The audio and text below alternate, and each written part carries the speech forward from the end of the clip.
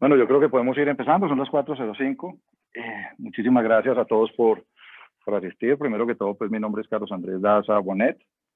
Yo soy el director de la banca preferencial en gestión de patrimonios de Credit Corp Capital Colombia.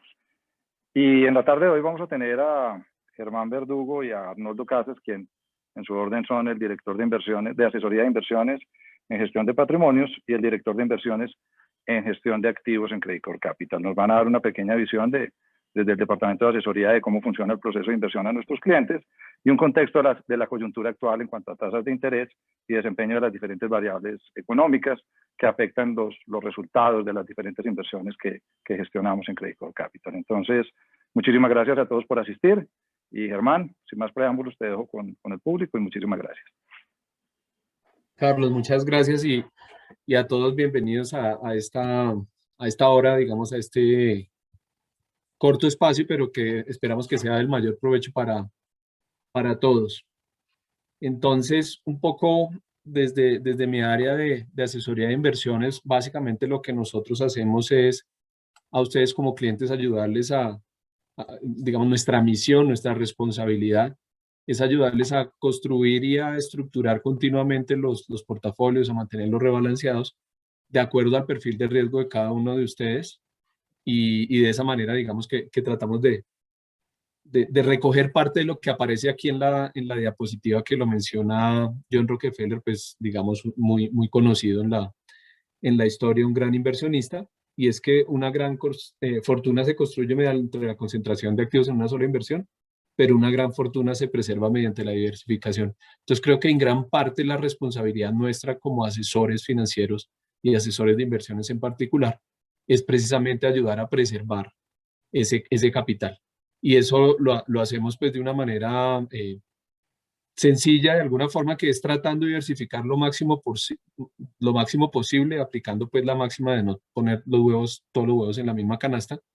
Y para eso contamos con grandes equipos especialistas. Uno de ellos pues está representado hoy en el equipo que dirige Arnoldo Casas en gestión de activos, donde pues básicamente están revisando todo el tema de fondos de inversión colectiva.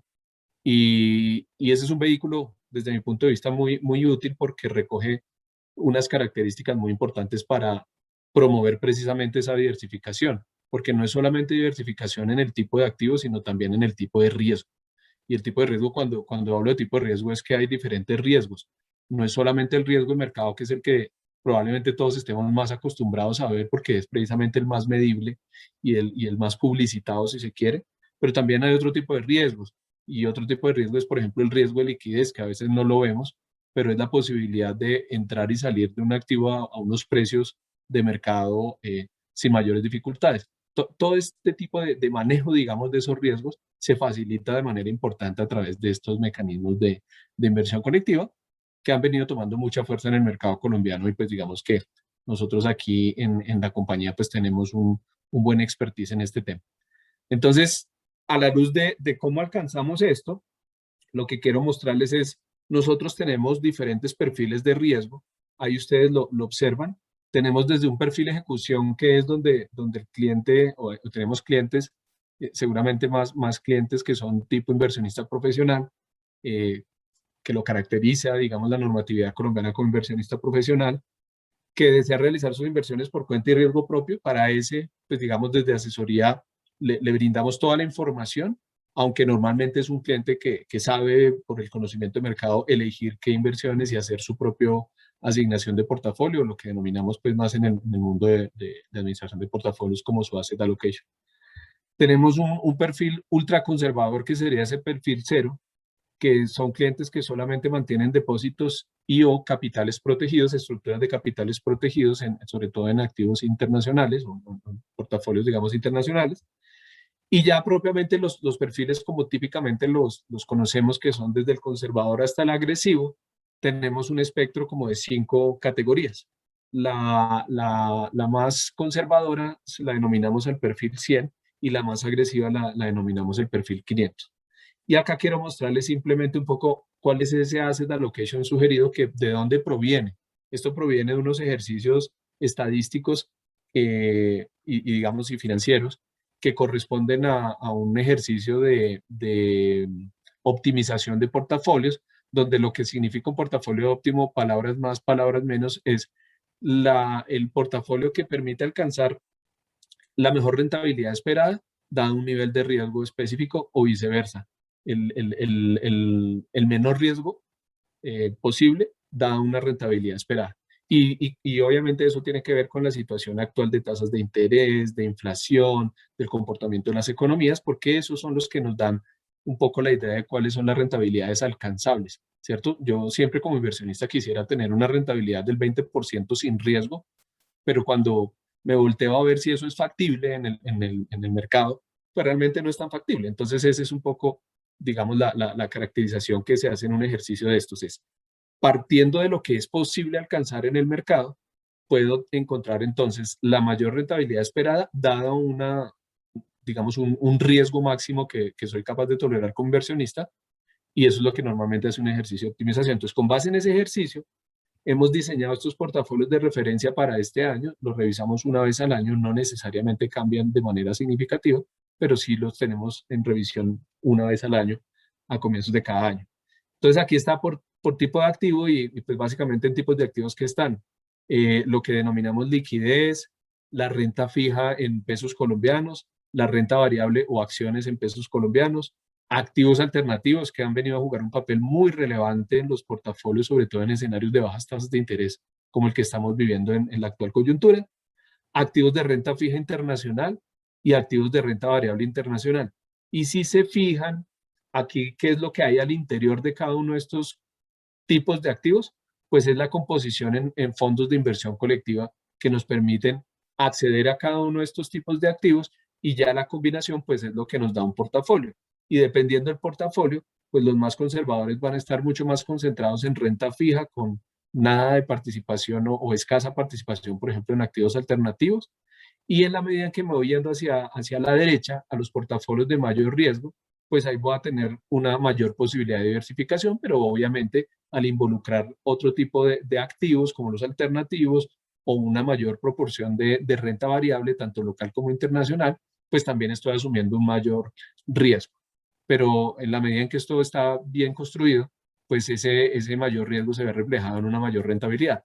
El otro tema importante desde asesoría y cómo asesoramos precisamente a nuestros clientes, es que este tema de la diversificación, los resultados no se ven necesariamente en 1, 2 o 3 meses. Normalmente esto es una estructura que tiene más una perspectiva de mediano y largo plazo, y en la medida en que así lo entendemos desde el principio, desde la construcción de los portafolios y en general a lo largo del monitoreo y del rebalanceo de los portafolios, pues termina siendo bastante favorable. Es decir, los de mayor riesgo terminan generando más rentabilidad. Y lo vemos aquí, que con esto cierro para darle la palabra a Arnoldo. Pues básicamente estos son nuestros portafolios de referencia que les acabo de mostrar, perdón. ¿Cuál ha sido el resultado de año por año desde el año 2016? Y acá me parece interesante porque hemos tenido años complejos, años muy buenos, y esa es la realidad de los mercados. No todos los años son fáciles, no todos los años son difíciles, y pues lo que interesa es que como uno tiene las inversiones no solamente por un año, sino por más tiempo, ¿cierto? Y muchas veces las tiene incluso hasta por décadas, pues entonces, ¿cómo logro entender que hay años buenos, años malos, pero que en el promedio, en la medida en que yo sea disciplinado y juicioso con mi estructura de portafolio, voy a tener los resultados esperados? Y acá lo observamos entonces, para un portafolio muy conservador, un portafolio que denominamos portafolio 100, los años están graficados acá. El 2016 es la barra más a la derecha, luego viene el 17, 18, 19, 20 y el 21, pues obviamente año corrido que vamos apenas en 3 meses, ¿cierto? Esto está al corte del 31 de marzo. Pero en general, si ustedes observan, si uno sacara, digamos, algo así como un promedio en esto, estamos hablando de una rentabilidad del orden del 6.15%, que es lo que aparece acá abajo. Rentabilidad efectiva anual desde el 2016. Si me voy por el contrario al más agresivo, tengo una rentabilidad efectiva anual desde el 2016 del orden cercano al 9%. Entonces estamos hablando de casi un 3% más por tener un portafolio más agresivo versus un portafolio más conservador. Y eso es lo que me da una idea de la diferencia de disciplinadamente mantener una estructura de portafolio con ciertas características de riesgo a mediano plazo. Entre más conservador, pues más baja la rentabilidad, y entre más agresivo, mayor la rentabilidad. Y por último, no menos importante, hablarles un poquito acá de la volatilidad, que es esta última línea que aparece en la diapositiva, donde una volatilidad del 0,79% finalmente lo que dice es que la probabilidad de desviarme de una rentabilidad como la que hemos visto, digamos, históricamente para un portafolio 100, que es el de menos volatilidad, es realmente muy baja. Digamos que el ejercicio que normalmente uno hace es multiplicar esa volatilidad por 2 veces, y eso se lo suma uno a la rentabilidad esperada, y más o menos eso se le da una idea. Entonces, para un portafolio 100 difícilmente va a tener uno en un año una rentabilidad negativa, aunque puede ser bajita. No sé, para este año perfectamente ese, ese rango bajo podría estar alrededor del 2,5%, pero el máximo difícilmente va a superar el 7 o 7,5%, ¿cierto? Esa es un poco la característica de tener baja volatilidad, que el espectro de posibles resultados de rentabilidad es más acotado. Mientras que si me voy hacia un portafolio como el 500, que es el más agresivo de este conjunto de portafolios que les estoy compartiendo, allí lo que va a tener cuando hablo de una volatilidad del 6%, mismo ejercicio, cuando lo multiplico por 2 y lo comparo con la rentabilidad esperada, tanto para arriba como para abajo, entonces tengo un espectro donde perfectamente me puede dar una rentabilidad negativa del -5, -6% en un año, pero también me puede dar una rentabilidad de 2 dígitos sin que sea sorprendente en un año también. Entonces, esa es un poco la característica, y pues digamos es un poco como esa antesala que quisiera dejar ahí para darle la palabra a Arnoldo, pero simplemente mostrarles un poco qué es lo que significa tener una estructura de portafolio con diferente volatilidad, pero también con una rentabilidad esperada y unos resultados que se observan ahí en la gráfica claramente, ya realizados durante los anteriores 5 años. Fíjense que incluso hubo un año como el 2018 que fue negativo en general, sobre todo para los portafolios moderados y agresivos. Pero aún así, cuando uno coge las rentabilidades acumuladas de los diferentes años, se observa pues que en general, a pesar de que estos tuvieron un año negativo como el 2018, en términos de mediano y largo plazo, siguen respetando esa estructura de a mayor riesgo, mayor rentabilidad, pero solamente se observa, digamos, esos frutos realmente en el mediano y en el largo plazo. Entonces, ese es un poco lo que quería hacer como de introducción. Entonces, muchas gracias a todos. Con mucho gusto las preguntas que tengan nos las pueden hacer llegar y tratamos de responderlas posteriormente. Y le doy la palabra a Arnoldo. Adelante. Muchas gracias, Germán. Em, Voy a darme unos minutos mientras que comparto pantalla. No sé si ya se está viendo. Sí, ahí se ve. Perfecto. Listo, muchas gracias y gracias, Germán, por la presentación. Y también a todos ustedes, pues, por compartir y separar este espacio en sus agendas para oírnos y sobre todo para darnos la oportunidad de compartirles muchas de las ideas que tenemos nosotros hoy en día sobre el mercado, sobre la coyuntura económica. Eh, yo siempre he dicho que no hay nada más seductor y atractivo que la predicción del futuro, ¿no? Y tal vez eso es lo mismo que lleva a muchas personas a, a- a la tarea o a la tentación tan difícil de no leer o de leer el horóscopo. La diferencia cuando uno está tratando de hacer proyecciones económicas y de hacer inversiones tiene mucho que ver con que uno vive, y sobre todo nosotros en el área de gestión de activos, pues vivimos con los errores y los aciertos, por supuesto, y cada vez más sobre esos pronósticos que hacemos sobre los mercados y las decisiones que tenemos. Em, hemos compuesto, digamos, una agenda para el día de hoy que quiere tocar básicamente tres puntos que ustedes ven aquí en la presentación. El primero, un poco de macroeconomía y lo que denominamos nosotros una recuperación divergente, porque después de todos los eventos que hemos tenido por cuenta de la pandemia, hay algo muy positivo y es que la economía está saliendo adelante, y hay algo muy extraño o importante, digamos, para destacar, y es que la recuperación es divergente y esa divergencia tiene mucho que ver con la velocidad a la cual estamos pudiendo tener acceso a las vacunas. El segundo punto tiene que ver con ¿De qué se trata la recuperación para Colombia? Siendo Colombia un país latinoamericano vinculado de manera estrecha al comportamiento de las materias primas y obviamente con recursos un poquito más limitados a lo que tiene el mundo desarrollado, que nos pone en una situación un poquito diferente de cara a lo que va a ser este nuevo entorno, probablemente en la siguiente década después de esta corrección que hemos tenido por cuenta del coronavirus. Y finalmente unas consideraciones finales para los portafolios y las alternativas de inversión en fondos de inversión colectiva, que como bien lo señala Germán, eh, lo que yo veo ahí es la difícil tarea de lo que representa predecir el futuro y hacer proyecciones asertivas. Y la realidad es que el futuro es muy difícil de predecir y podríamos decir que es casi imposible. Y por eso esas asignaciones estratégicas de las cuales nos hablaba Germán son tan importantes y sobre todo ese asinceramiento y esa introspección que tiene cada inversionista sobre el nivel de tolerancia al riesgo, ¿no? Cuando después de que ocurren las desvalorizaciones o las sobrevaloraciones de los activos, pues uno siempre hubiera querido o no tener una clase, unos tipos de activos o haber tenido otros, pero la realidad es que ese futuro es muy difícil de predecir y hacerlo de manera consistente, pues también es una dificultad grande que tenemos todos los profesionales y ustedes mismos que son usuarios de muchos de los servicios que tenemos nosotros como una compañía de asesoría en inversiones.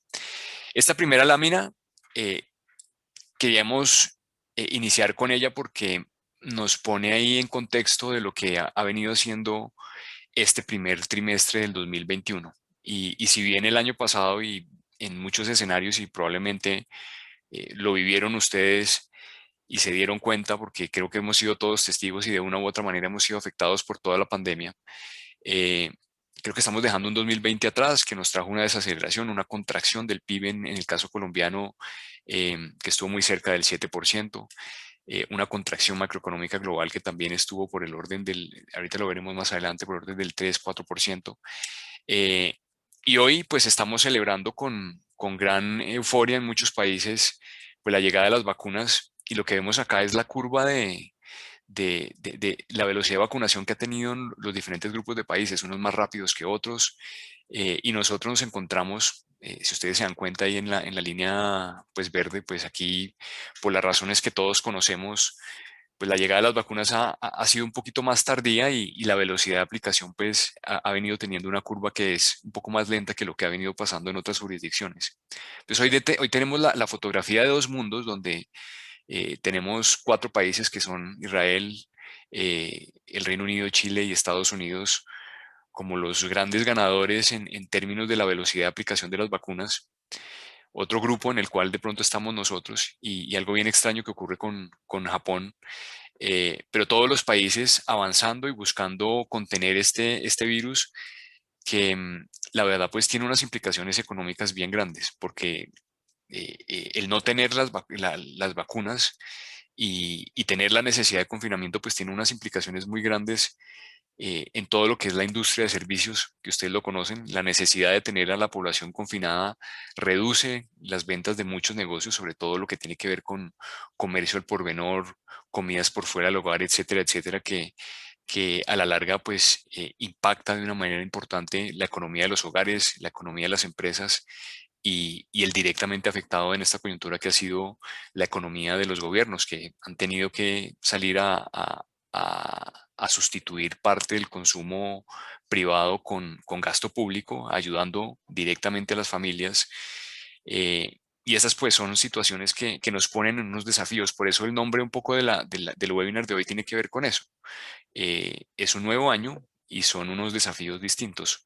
Hoy estamos con el desafío de la velocidad a la cual eh, pasen todo el tema de las vacunas, pero también la velocidad a la cual los gobiernos tengan que normalizarse en una política fiscal expansiva que ya lo estamos viendo en el caso colombiano por todas las noticias que han salido recientemente y la polémica que hay alrededor de la reforma tributaria, pero es la realidad del mundo, ¿no? Y después de ese esfuerzo tan grande que han hecho los gobiernos para sustituir ese consumo que acabamos de mencionar, pues hacia adelante sabemos que eso tiene que ser pagado y que ese pagado tiene que venir acompañado bien sea de una reducción en el gasto público, que en el corto plazo no puede pasar por diferentes razones, y tiene que venir naturalmente acompañado de un mayor flujo de ingresos futuro por cuenta de impuestos. Y eso es algo que pasa en Colombia y pasará a lo largo de casi todos los mercados,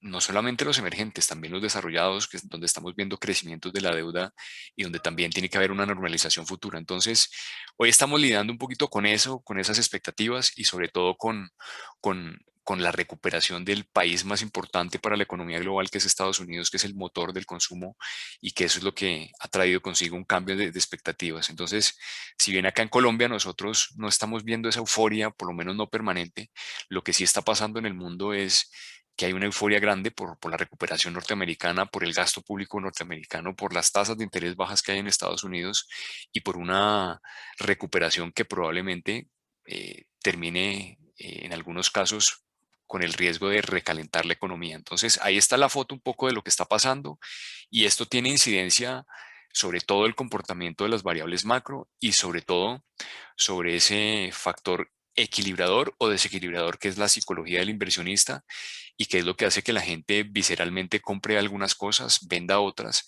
que es lo que hemos estado viendo y ahorita vamos a andar un poco más en esos temas.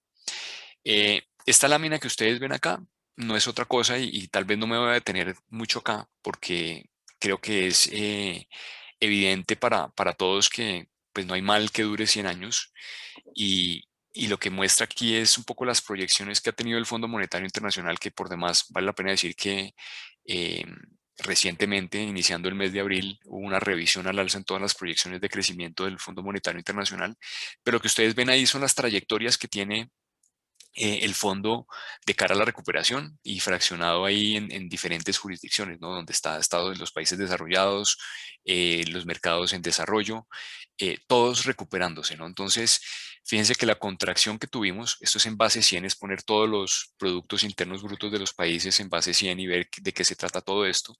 Y lo que estamos viendo es que la economía global, lo que va a ser los trimestres que sigan de este 2021 y probablemente algunos adicionales para el 2022, pues lo que nos dejan es nuevamente en niveles en los que estábamos en el 2019. Entonces, 2020, 2021 son años que para la economía global, si bien estamos descontando un crecimiento gigantesco y algo que es naturalmente es muy positivo, pues lo que hace es ponernos en un nivel en el que estábamos en el año 2019.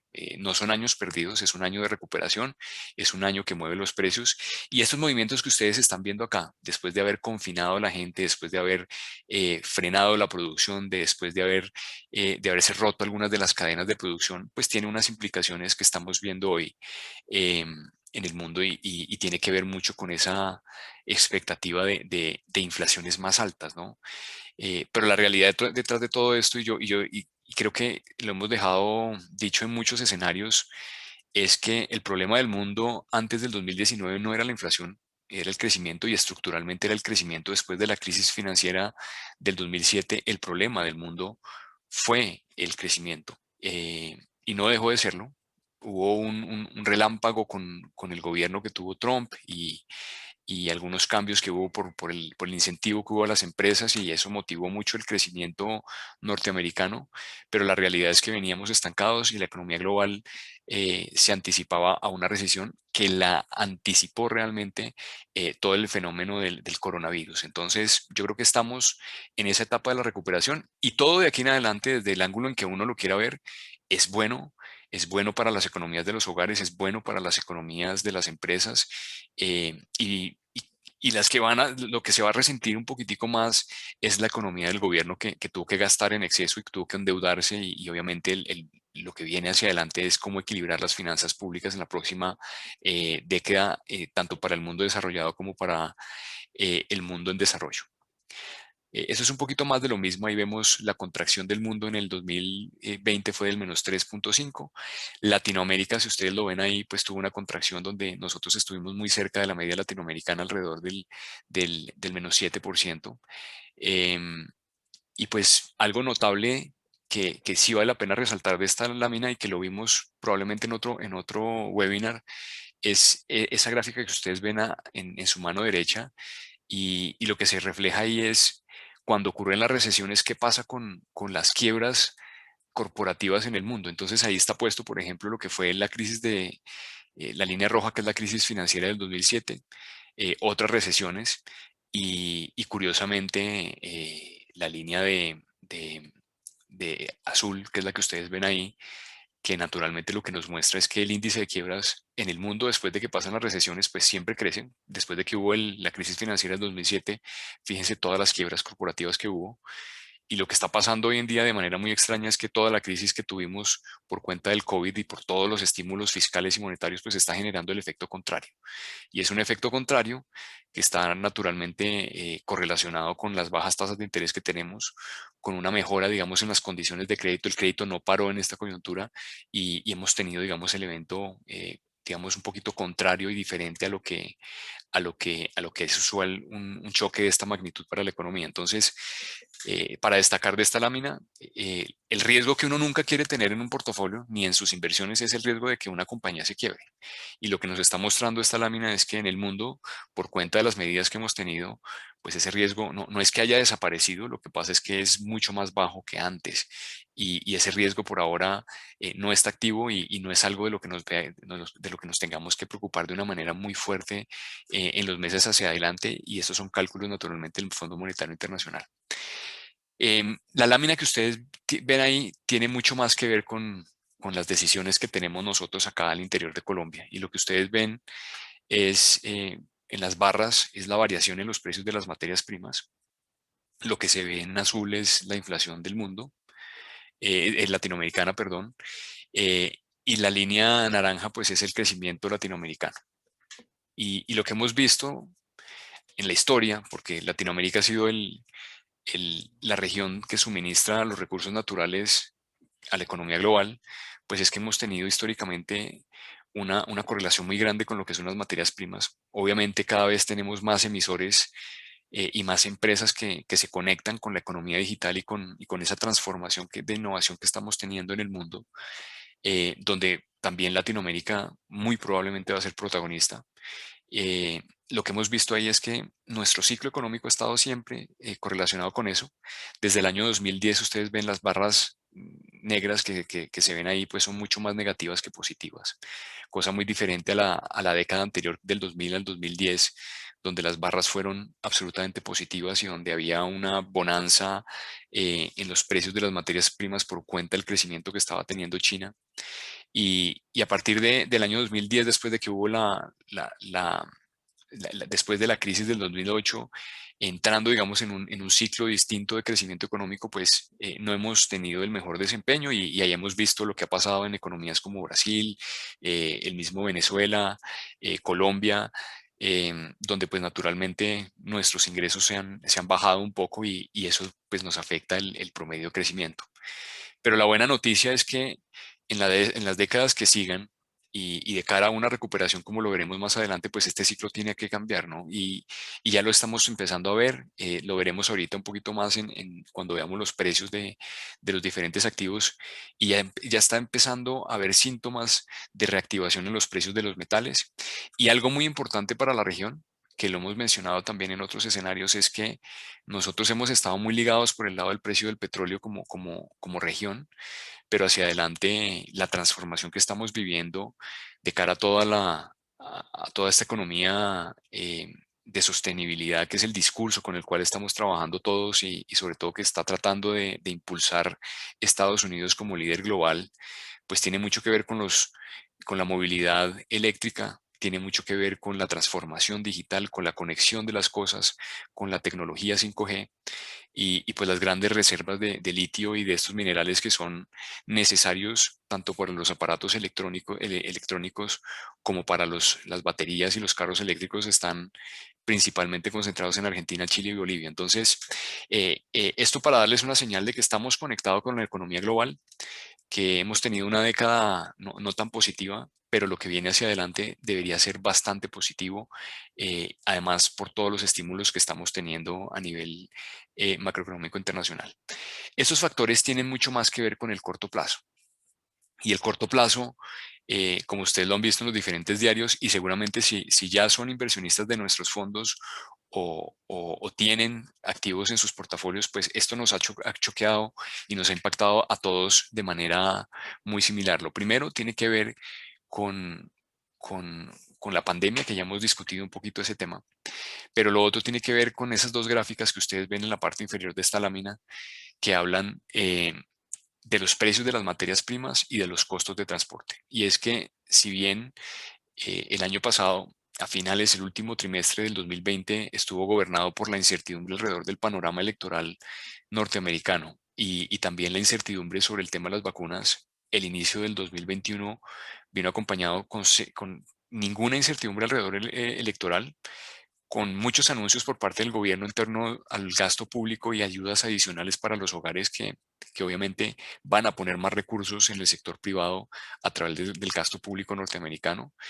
Y obviamente unas políticas desde el lado norteamericano que han ido en torno a las energías renovables y que pone, digamos, algunas dificultades para las energías convencionales y en particular tiene un efecto de elevar los costos de la energía en ese país. Entonces, todo este tema que tiene que ver con la reactivación norteamericana, que tiene que ver con las políticas, pues ha redundado en incrementos fuertes en los precios de las materias primas, un rebote en el precio del crudo que por supuesto para Colombia es muy positivo y este muy importante y es que la reactivación del comercio internacional con toda la ruptura de las cadenas de producción que hubo durante el periodo COVID, pues ha traído consigo una concentración de contenedores en ciertas jurisdicciones y la realidad es que el comercio internacional entre China y Occidente pues ha estado un poquito afectado por un incremento en esos costes de los fletes que se han cuadriplicado en algunos casos, se ha doblado, pero ustedes lo ven ahí,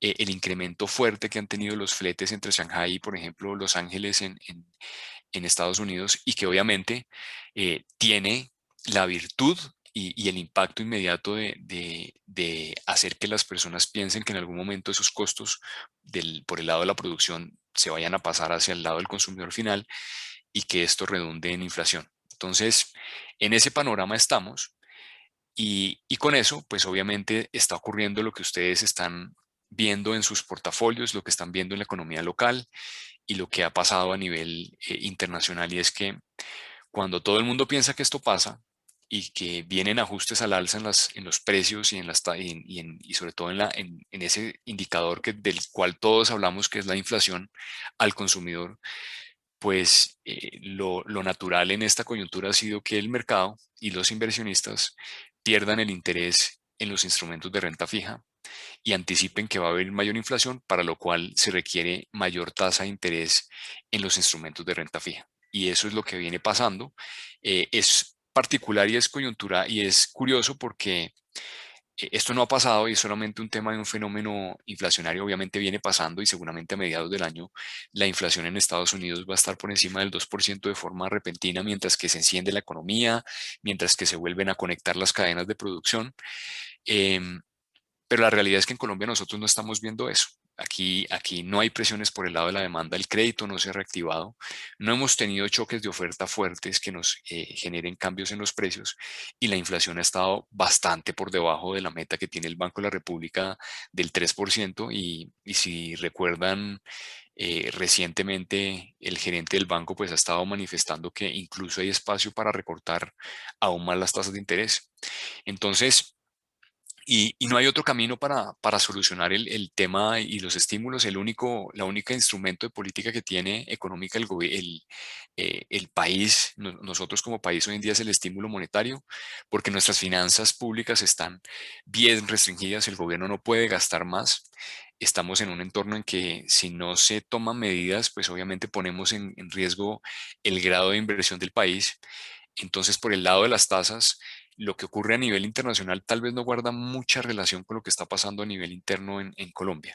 Y lo que ustedes ven acá en esta lámina que está proyectada es justamente eso. Entonces, voy a arrancar un poco por el gráfico que está en la parte inferior izquierda, que lo que muestra es la correlación histórica que existe entre las tasas de interés locales y las externas. Ahí están los bonos del Tesoro con vencimiento a 10 años y los títulos TES con vencimiento a 10 años. Y por qué? Porque es el activo libre de riesgo de referencia norteamericano y el activo libre de riesgo para nosotros como los colombianos. Entonces, ahí lo que estamos viendo es cómo definitivamente en el tiempo, pues las tasas de interés han venido descendiendo, de tasas de interés del 5 al 6% que tuvimos en el 2006, pues hoy estuvimos en tasas en esos bonos del Tesoro del 0,5, iniciamos el año en el 0,9 y hoy pues obviamente estamos entre el 1,6 y el 1,7.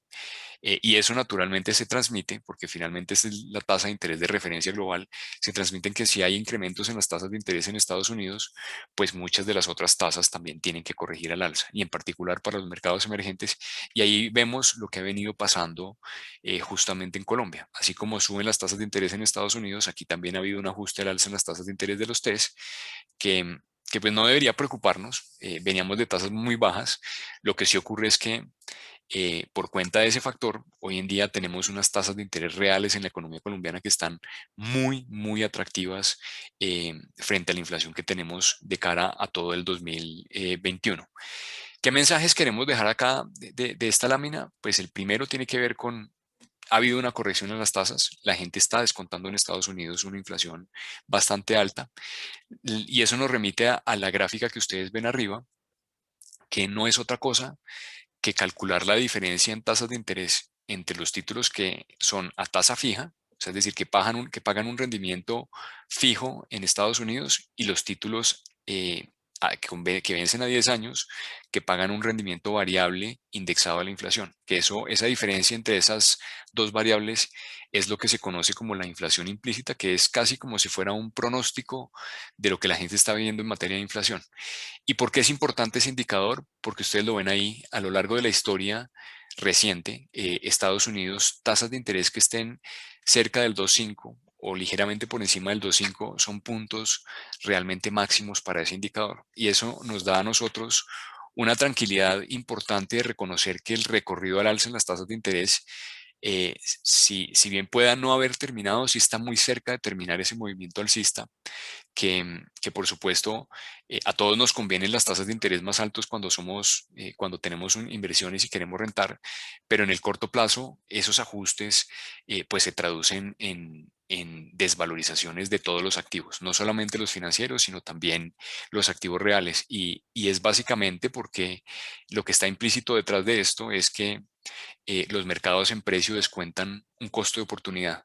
Si yo hubiera comprado un bono del Tesoro a 0,9 a comienzos de este año, hoy en día el mercado al 1,7, pues cuando yo valoro precios de mercado y cuando hago en mi contabilidad y calculo el precio de ese bono, la diferencia entre el 0,5 y el 1,6 es un costo de oportunidad que yo tengo y que lo llevo, digamos, como si fuera una pérdida, sin realmente serlo, porque si yo me quedo con ese bono del Tesoro hasta que se venza, pues recibo 0,9% anual de tasa de interés, pero en el corto plazo, por valoración a precios de mercado, la diferencia entre el 0,5 y el 1,6 es un costo de oportunidad que se lleva casi con una desvalorización, y es lo que ustedes pueden estar viendo hoy en día en algunos de sus portafolios locales, internacionales y también en los activos mismos. Si hoy en día se invirtieron en un CDT de corto plazo a comienzos de este año, una tasa del 1,8, hoy en día esos mismos títulos están por encima del 2,5. La diferencia entre el 1,8 y el 2,5 es un costo de oportunidad. Si bien ustedes, si mantienen el título del vencimiento, se ganan el 1,8, si lo van a vender hoy en día en el mercado secundario, la diferencia entre el 2,5 y el 1,8 es un costo de oportunidad que lo va a cobrar el mercado y se los va a cobrar en precio.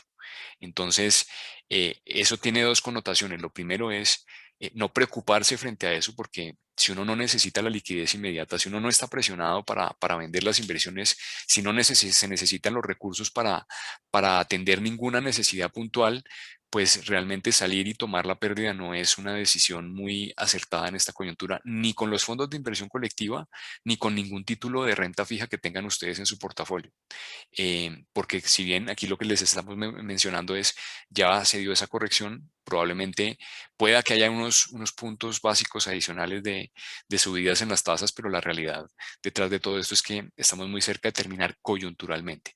Si la economía se sigue recuperando, si hay pujanza y de verdad esto se nos convierte en un fenómeno inflacionario un poco más estructural, que no es lo que nosotros pensamos, por supuesto, pues habría que revisar el tema. Pero por ahora, creo que el mensaje más importante de esta lámina es justamente ese.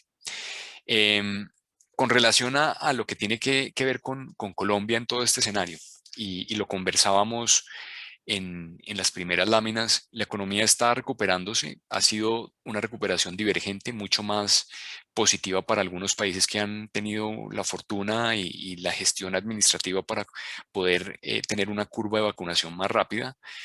No somos ese país hoy en día, tenemos las esperanzas, sabemos que tenemos un sistema de salud desarrollado y que esto va a evolucionar de buena manera, pero por ahora no hay espacio para que Colombia tenga una recuperación acelerada. Estamos en ese camino, vamos a empezar, pero todavía nosotros sentimos que necesitamos bastante del estímulo monetario. Y eso nos hace pensar a nosotros, como ustedes lo ven en esta lámina, y sobre todo en la gráfica inferior izquierda, muy probablemente tengamos la necesidad de mantener las tasas de interés estables en el 1,75, que el Banco de la República las mantenga en el 1,75 hasta finalizar este año, y solamente a partir del 2022 inicios estaríamos emprendiendo un proceso de normalización, con lo cual las tasas de interés deberían ajustarse paulatinamente en esas subidas que ustedes ven ahí escalonadas al 3,75.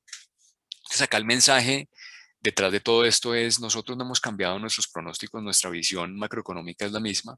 Si ustedes se dan cuenta, la inflación que tenemos pronosticada está en el 2,6, ha subido ligeramente, el crecimiento para este año lo tenemos en el 4,5.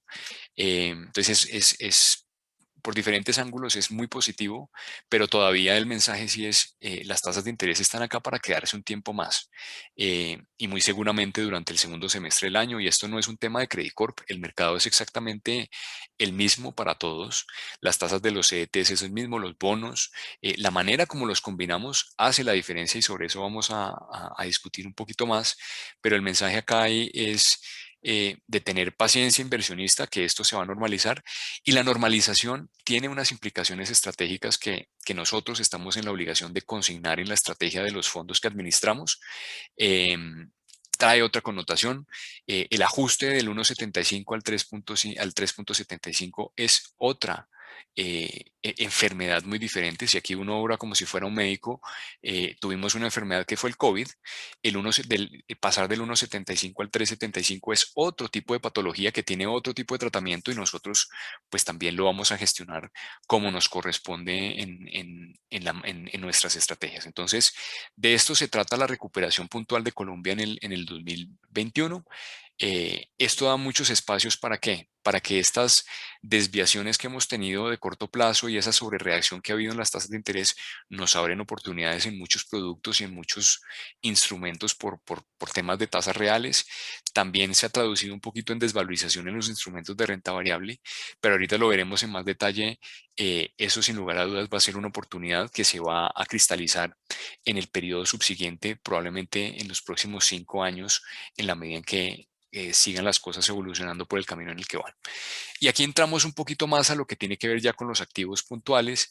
Acá está la gráfica de la renta fija. Este es el índice de TES, que es la manera es un índice que condensa, digamos, las negociaciones de los bonos de deuda pública, que es el activo libre de riesgo en Colombia. Son bonos que maduran por encima de 4 años, entonces es un indicador no de corto plazo. Y lo que ustedes ven ahí es que históricamente este indicador ha tenido un rendimiento positivo, ha tenido volatilidad, no debería cambiar. De pronto este año probablemente este indicador cierre el año con un retorno del menos 1,61%, pero lo que ustedes ven acá y les podríamos garantizar es que el comportamiento de estos indicadores, siendo renta fija, siempre va a ser al alza. Entonces, esas desvalorizaciones, esa convergencia a la media que se ve en algunas de las variables o que vamos a ver este año, porque lo que estamos viendo acá y se ve sobre todo en esta última parte final de ese indicador es que en marzo del año pasado, cuando salió todo el tema de la pandemia, la gente sobrereaccionó. Se cayó ese índice, se desvió mucho del comportamiento medio. Obviamente, Posterior a eso, una vez se decantó todo el tema, hubo las accionarias de la política monetaria, el índice mismo convergió a la media y hubo una valorización adicional. Lo que estamos viendo en este año es que este índice está teniendo un nivel, digamos, nuevamente de convergencia a la media, que es el retorno en el cual debe estar el activo, y esto nos abre naturalmente unas oportunidades porque lo que hemos visto recientemente es una sobrereacción del mercado que abre oportunidades de corto plazo, sobre todo en títulos que están un poquito en la parte larga de la curva y en algunos fondos que nosotros también tenemos en la parte larga. Ahondaremos un poco más adelante en ese tema. Lo que le preocupa a las personas sobre el comportamiento de los bonos del Tesoro norteamericano, las cosas son muy distintas si uno las ve en tasa de interés, si uno las ve en valor de la unidad o en precio. Y lo que ustedes ven ahí es el comportamiento en precio de los bonos del Tesoro. También tiene un comportamiento ascendente con las volatilidades propias que tiene cualquier instrumento financiero. Pero esta gráfica vista en tasa de interés, pues lo pone uno a veces nervioso, ¿no? Entonces la gente piensa que va a haber un escenario como el que tuvimos en los finales de los 70s, inicios de los 80s, donde las tasas de interés de los bonos del Tesoro se dispararon al 15.79. Y un poco la reflexión que hacemos nosotros alrededor de esto es, en ese momento las tasas se multiplicaron por 4. Si nosotros hacemos esa multiplicatoria hoy en día con las tasas de interés que cerramos en el 2020, eso nos da una tasa del bono del Tesoro al 2.4 y ya estamos en tasas del 1.7. Entonces, incluso en un evento tan desordenado y aunque esto es pura geometría simple, sin un análisis profundo económico, pues lo que sí sabemos es que estamos más cerca del final y es otro mensaje que queremos compartirles alrededor de eso.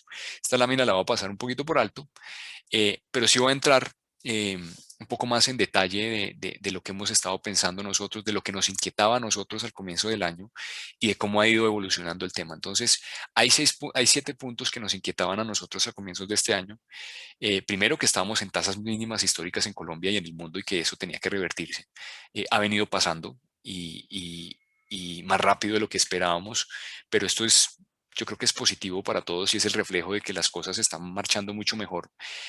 Hay una trampa de liquidez que imposibilita la normalización y es que se imprimió demasiada plata. Hubo trillones de dólares impresos en Estados Unidos, en Colombia se emitieron casi 60 billones de pesos y así en todos los mercados y esa liquidez está ahí y esa liquidez se traduce en que se valorizan los activos y es muy difícil retirarla de la economía, eso está ahí y tenemos que vivir con eso. Hay una ausencia general del crecimiento del crédito.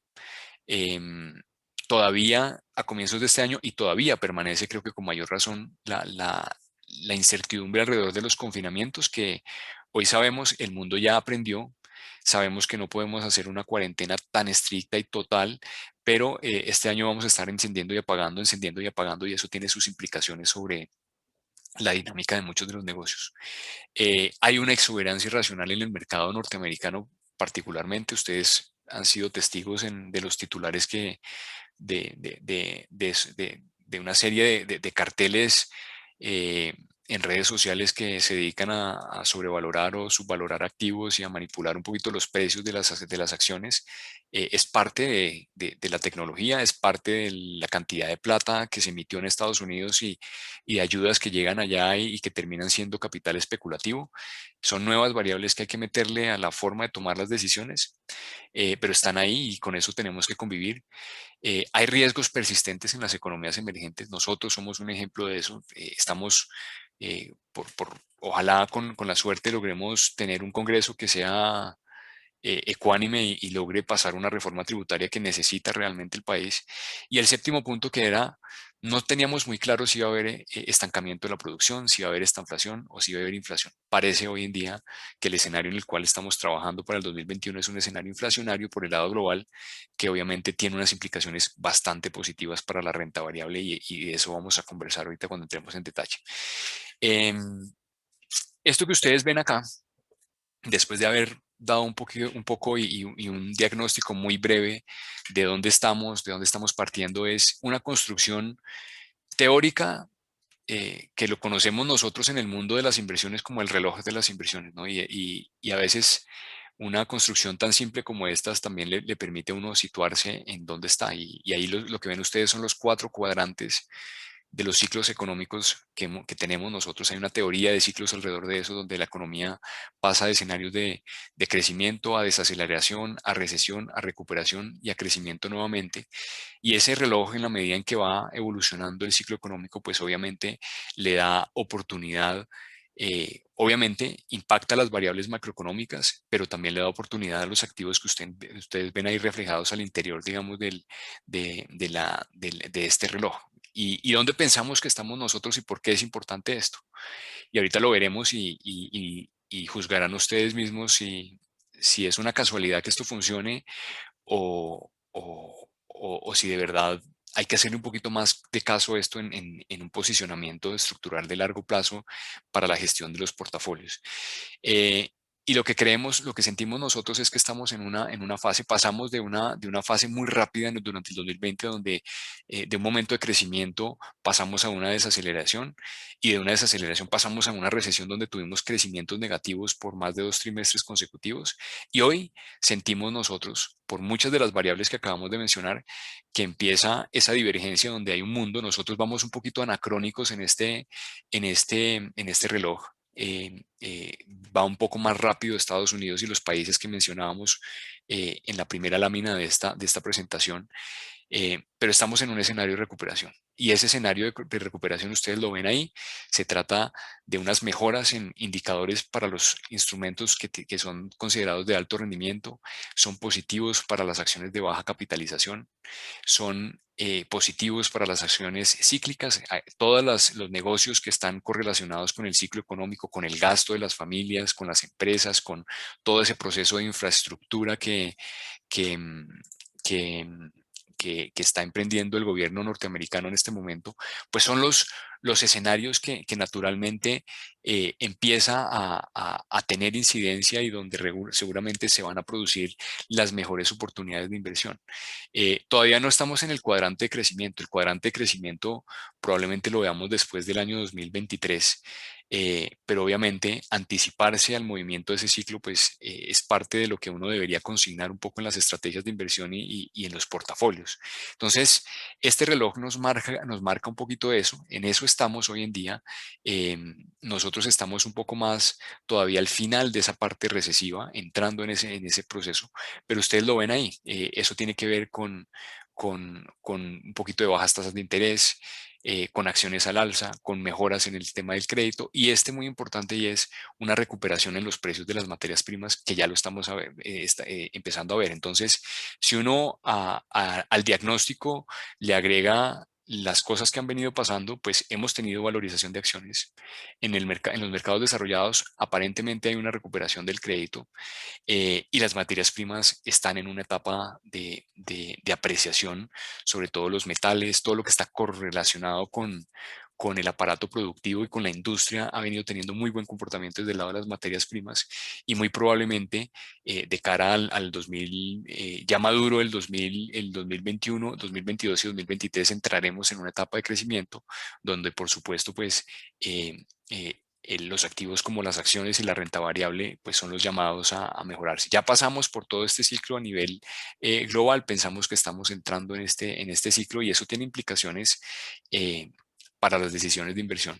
Y también ustedes ven en esta misma lámina las emociones que gobierna el estado del mercado en cada una de esas coyunturas, ¿no? Entonces, cuando hay desaceleración hay desesperación, cuando hay recesión hay nerviosismo, que fue lo que vimos el año pasado, cuando hay recuperación hay mucho optimismo, que es lo que estamos viendo ahorita, y por eso el comportamiento de los precios, y cuando hay crecimiento hay euforia. Entonces, y la euforia viene con ese movimiento culminante donde hay unas valorizaciones grandes de los activos, y creo que vienen grandes cosas y un entorno bastante bueno para lo que va a ser el desempeño de los activos y de los mercados. Hay que tener un poco de paciencia, porque todavía estamos en esa fase roja, y esto viene acompañado de volatilidad, de los movimientos normales que estamos teniendo, pero hay que empezarnos a posicionar y hay que empezar a tener esto en consideración, con un horizonte no tan inmediato, un horizonte más de mediano plazo. ¿Qué está moviendo las expectativas hoy en día? La velocidad y la eficiencia del proceso de vacunación, el impacto de la política monetaria y fiscal, que lo veíamos anteriormente, desbalances fiscales globales y la normalización que eso traiga, Y en Colombia, pues puntualmente para este año, el tema de la reforma tributaria va a ser bien, bien importante.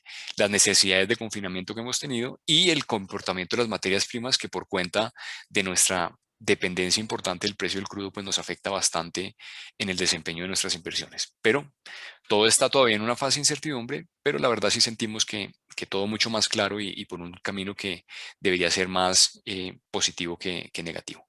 Acá está un resumen de cómo ha sido la evolución de los diferentes clases de activos. En naranja ven el desempeño que han tenido los mercados eh, internacionales de acciones, en azul la renta fija global y en azul o negro, si lo ven en sus pantallas, las materias primas. Entonces, ¿qué está pasando? Y yo les dejo el reloj de las inversiones, parece estar alineado con el comportamiento reciente del mercado.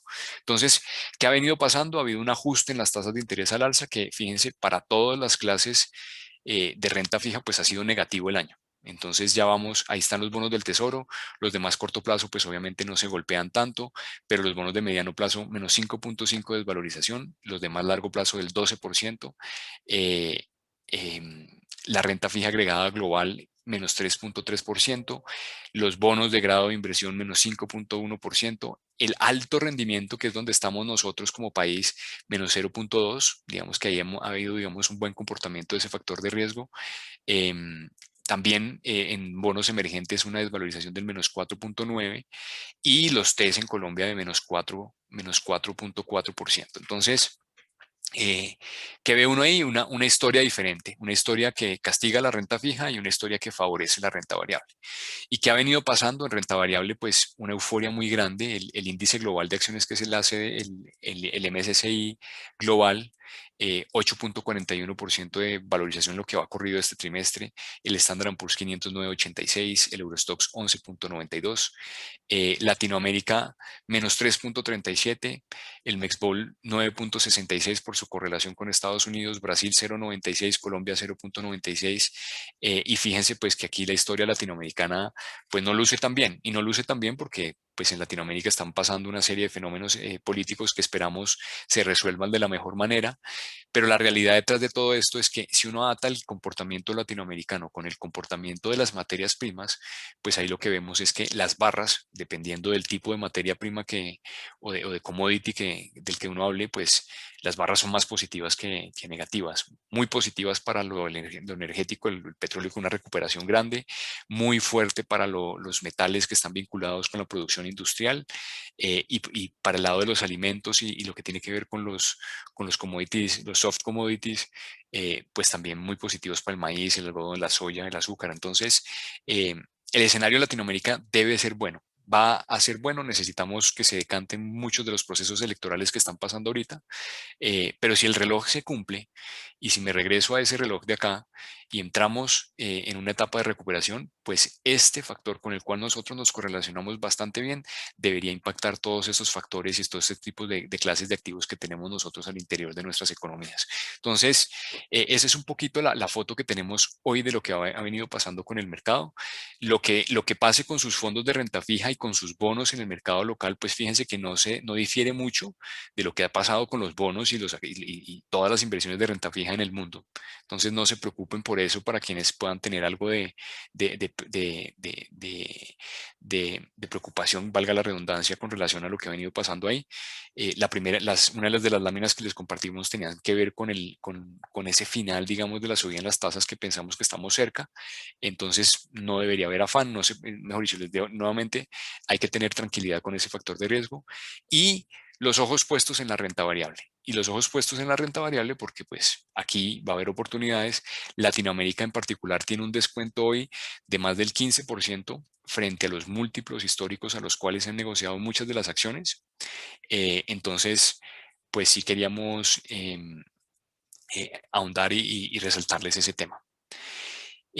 Esta lámina que ustedes ven ahí ya nos pone un poco ya en el final de la presentación y tiene que ver con nuestros fondos. Eh, Ustedes se dan cuenta ahí en la lámina, lo que vemos es los diferentes tipos de activos que tenemos nosotros en fondos de inversión colectiva. Entonces, todo ese reloj de las inversiones, con la ayuda natural que tiene el equipo de asesoría y los portafolios que tienen construidos. Aquí no quise poner ningún perfil de riesgo específico. Eh, los ingredientes son los fondos de inversión colectiva. El plato es el que ustedes ven ahí, que es el balance, cómo uno balancea esos fondos en la canasta y el portafolio de cualquiera de ustedes como clientes. Y la realidad es que ese reloj de inversiones se puede construir de manera muy fácil a través de los fondos que tenemos nosotros. Entonces, en renta fija local, para quienes no lo tienen muy presente, pues hay 4 estrategias que tenemos. 2 fondos que son de muy corto plazo, que son alta liquidez y vista, donde las inversiones están por debajo de un año. Deuda corporativa, que tiene una duración de 1.5 a 2 años. Y renta fija Colombia, que está más en la parte larga de la curva con duraciones de 4. De esos, pues obviamente el riesgo crece a medida que uno baja en esta matriz que ustedes ven ahí. Pero pues por cuenta de los ajustes que acabamos de ver, aquí en estos factores estamos viendo oportunidades. Entonces, para que lo tengan bastante en consideración. Renta fija en lo que tiene que ver con la renta fija internacional, tenemos un fondo global de renta fija que ataca esos factores de riesgo que veíamos en esta lámina. El fondo es una composición de estos factores que ustedes ven ahí. Busca exponer a los inversionistas al rendimiento que proporcionan los bonos en el mercado global. Un fondo que también nos expone a la deuda corporativa latinoamericana, donde ha habido un excelente, digamos, comportamiento en lo que va ocurrido en los últimos 2 años. En renta variable tenemos Acciones Colombia y Acciones GEA. Y en la renta variable internacional, pues también un fondo global de renta variable y próximamente una estrategia también que va a ser nueva en Colombia, pero que ya tiene bastantes años en nuestra parrilla regional, que es un fondo de acciones latinoamericanas, donde ustedes lo vieron, ha habido una desvalorización, pero hay una oportunidad muy grande de valorización hacia adelante. Y finalmente, pues unos fondos alternativos que seguramente ustedes también pueden tener en su portafolio, donde tenemos exposición a otros factores de riesgo como es el inmobiliario, los derechos económicos. Lo que hace el equipo de asesoría es tomar estos fondos que tenemos nosotros y componerlo en un portafolio que se ajuste a las necesidades de mediano y largo plazo que tienen ustedes como inversionistas.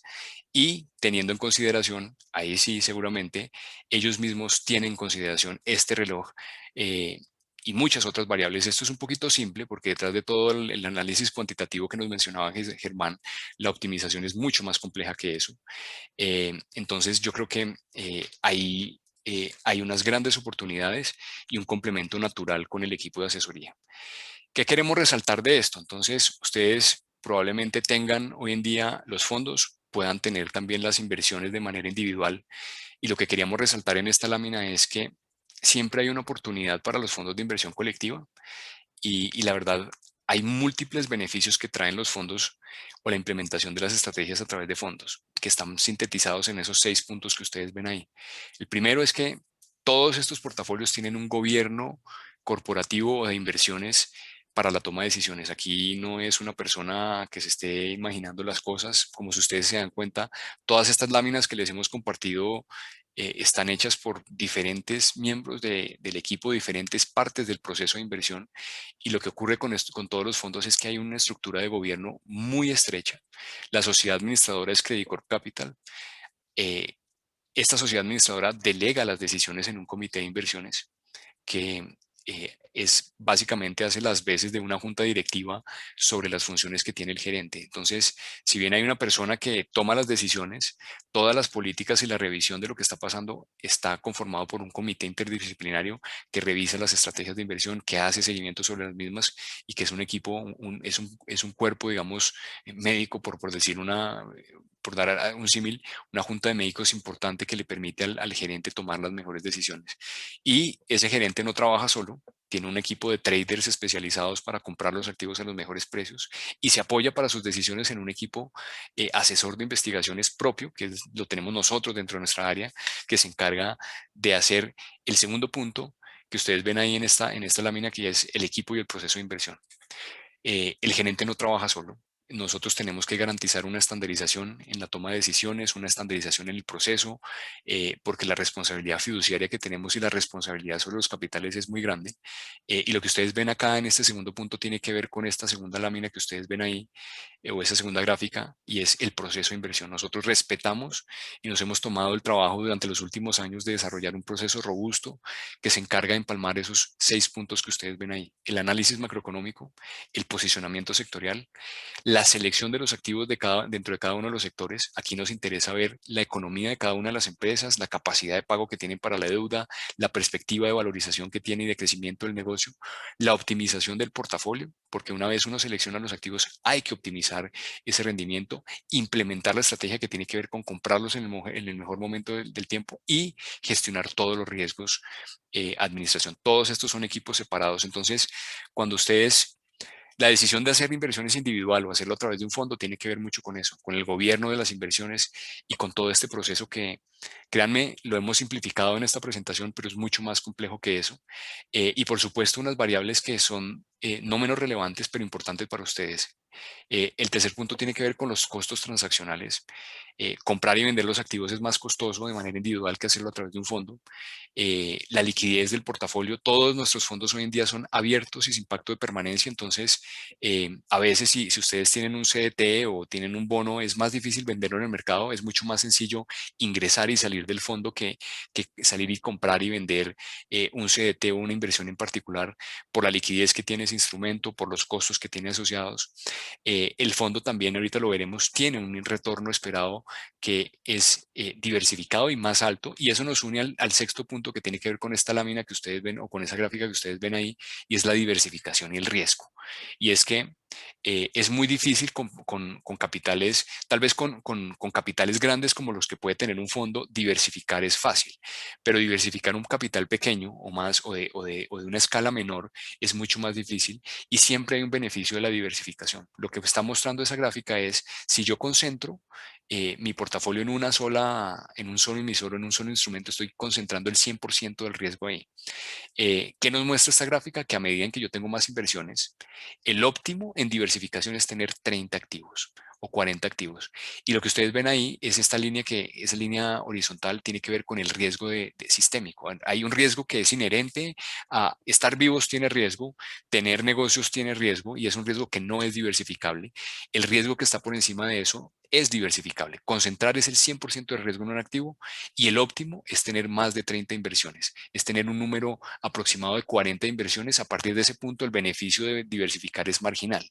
Entonces, para portafolios, digamos, de menor tamaño, para un fondo es muy fácil diversificar, para una cuenta individual es mucho más complejo diversificar, y eso nos une a otro factor que tiene que ver con esto. Y aquí se ve un poquito más, por lo menos para mí es un poco más claro, y espero que ser, digamos, conciso con esta lámina. Y lo que ven ustedes ahí es un ejemplo de nuestro fondo de renta variable que se llama Acciones Colombia.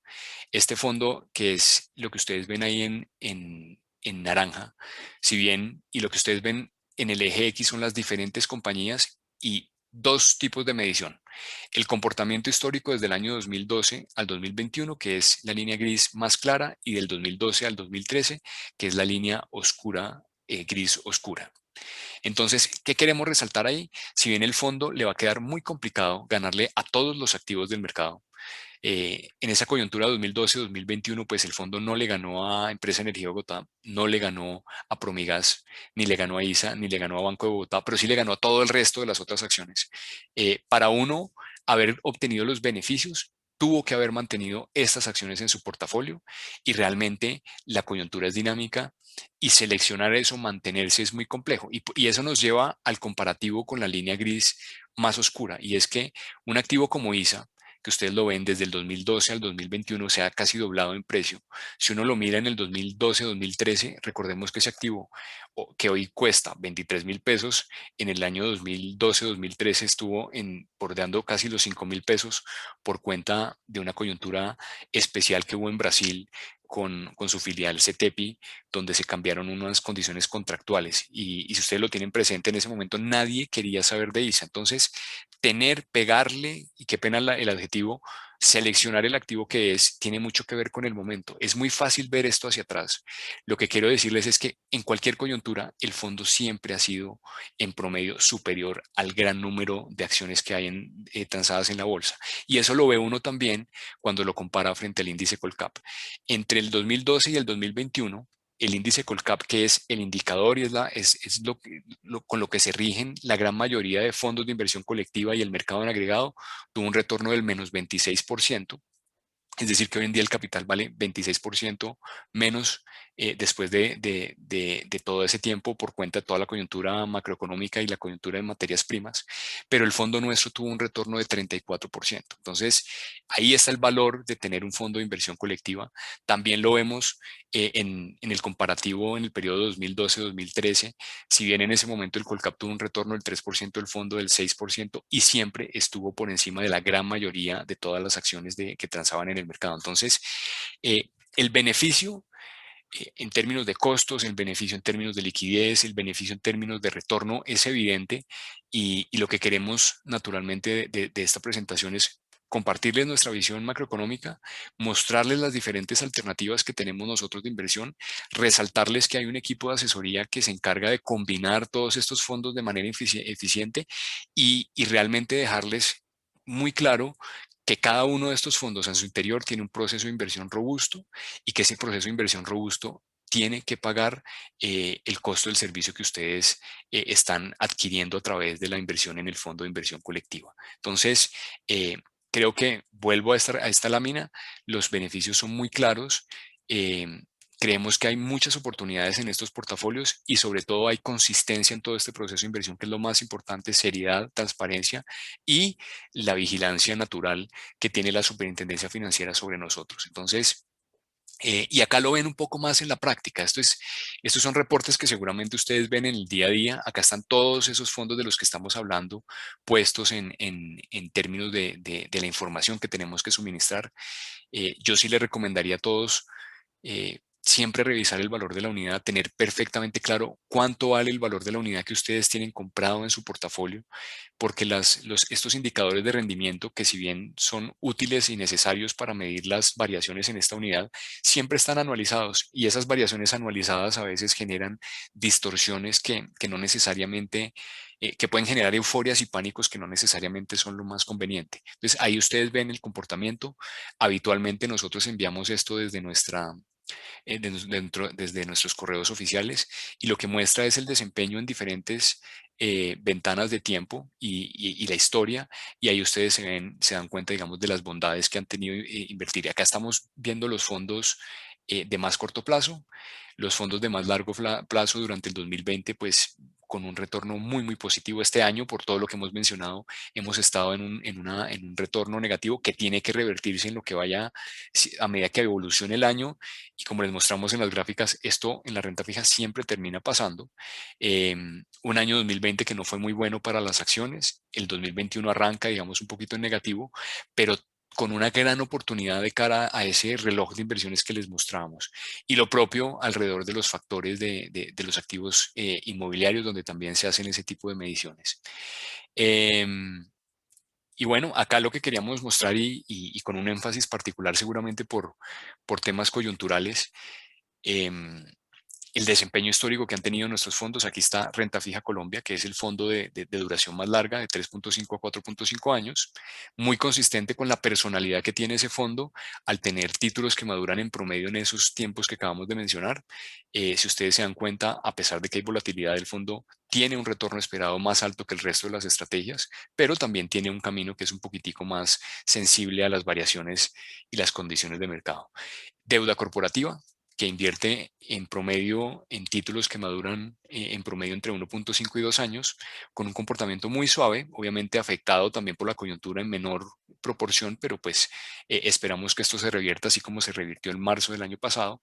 Y las estrategias de liquidez, que son, pues por supuesto, el vehículo de inversión de menor riesgo, pero también de menor retorno esperado en toda nuestra oferta de productos, ideal pues para preservar el capital, ideal para negocios transaccionales, ideal para administrar esa liquidez que necesita uno sí o sí para atender el día a día, pero probablemente no lo más conveniente para una estrategia que busca crecimiento de su capital. Entonces, esto para darles tranquilidad, por eso les decía yo que ver las cosas en tasa de interés es distinto a verlo en precio del valor de la unidad, que es casi como comprar la acción del fondo. Lo que ustedes ven ahí es que en el tiempo, así como pasa con las acciones, los fondos tienen que dar la rentabilidad natural al cual causan las inversiones, pero se producen eventos como los que hemos visto recientemente, que por cuenta de los factores de mercado pues hay ajustes, y esto debería recuperarse en el tiempo. Yo aquí me detengo, creo que eh, me pasé un poquito más del tiempo esperado, pero pues más que dispuesto a atender cualquier duda o pregunta o sugerencia que tengan. Gracias, Arnoldo. Muchísimas gracias por tu presentación. Y sí, aquí tenemos un par de preguntas en el chat. Si quieres, arranquemos con la primera. Y dice lo siguiente. ¿Qué impacto en la macroeconomía y la incidencia en el apetito inversionista se puede prever cuando los procesos de vacunación en los países como Colombia, por obvias razones, van a un ritmo mucho más lento? ¿Qué opciones tenemos entonces como clientes de Credit Corp para invertir en alternativas más atractivas en mercados más desarrollados? Buena pregunta, no sé si responde Germán o respondo yo. Germán. Pues digamos que inicialmente lo que tenemos dentro de los fondos que explicaba Arnoldo, pues también existe la opción de diversificar hacia afuera, es decir, tener una exposición al riesgo de mercados internacionales. Tenemos pues fondos que tienen esa exposición hacia renta variable, renta fija internacional. Entonces creo que esta sería una forma un poco de zafarse de ese riesgo país que para nosotros desde asesoría siempre es muy útil. ¿Cierto? No necesariamente se trata de apostarle a comprar la tasa, el dólar, digamos, a un precio muy barato y venderlo a un precio muy caro, porque no se trata de una apuesta como tal, sino de una diversificación donde precisamente zafarse un poco de ese riesgo país y no solamente por el momento de las vacunas o el momento de la vacunación en Colombia en particular, sino que siempre en el mediano y largo plazo termina aportando mucho el tener exposición a activos internacionales, particularmente pues de economías desarrolladas, o al menos más desarrolladas que Colombia. Entonces es un poco como lo veo, pero Arnoldo si quiere complementar con todo gusto.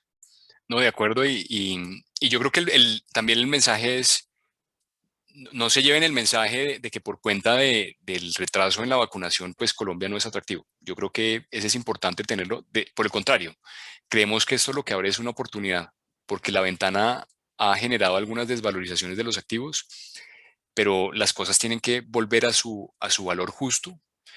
Hoy en día estamos un poquito desviados de ese valor justo. En el caso, por ejemplo, de lo que tiene que ver con la renta variable, los múltiplos a los cuales se negocian las acciones están muy lejos de lo que ha sido el promedio histórico, y aquí, como todo, siempre hay reversión a la media y vamos a pasar también por un buen momento. Entonces, probablemente los precios que estamos viendo hoy en día en muchos de los activos, cuando lo veamos 10 años más adelante o 5 años más adelante, ojalá mucho más pronto, pues vamos a decir, uy, ¿se acuerda cuando Bancolombia estaba en 29.000 pesos?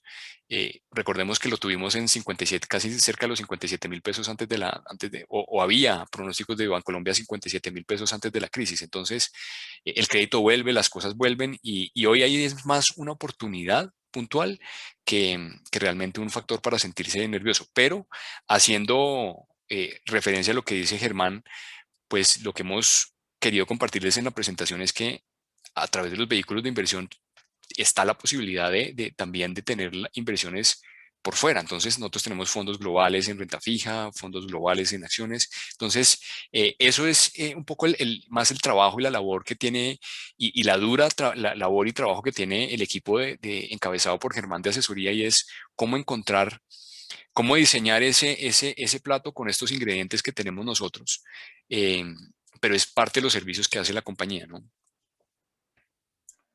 Perfecto, muchas gracias. Aquí hay otra pregunta, esto está aún más difícil.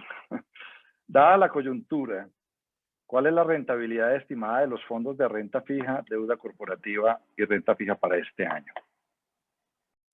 Listo, esa se relaciona mucho con el horóscopo, ¿no? Entonces, Pero en renta De fija acuerdo. es un poquito más fácil, porque yo creo que hay que entender que todos estos fondos por dentro lo que tienen son bonos o CDTs, y son instrumentos que por su construcción, al tratarse de renta fija, cuando uno compra un bono, pues compra una tasa de interés que se lo pagan en el tiempo hasta que se vence el instrumento. Y estos fondos tienen justamente eso.